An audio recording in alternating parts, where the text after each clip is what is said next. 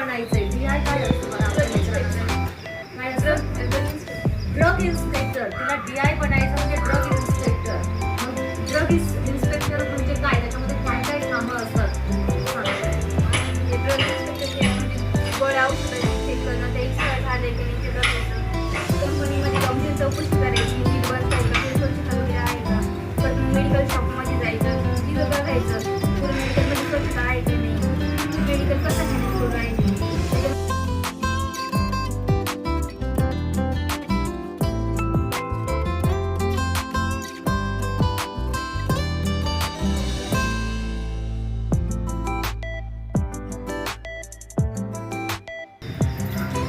आता काका तुझ्या एज्युकेशन बद्दल सांग. तू कशा प्रकारे एज्युकेशन घेतलं, पहिले काय केलं, त्याच्यानंतर काय केलं, म्हणजे मग आमच्या विद्यार्थ्यांना पण कळेल की आम्ही पण त्याच स्टेपनं जायला हवं.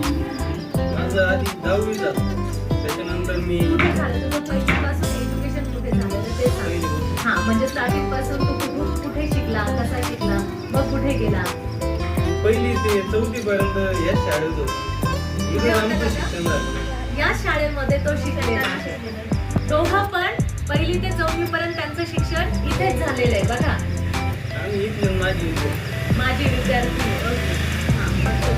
याच्यानंतर माझं 5वी ते 10वी शिक्षण रई शाळेमध्ये झालं. गणेश नगर. बाजारपेठाजवळ माहीत असतं.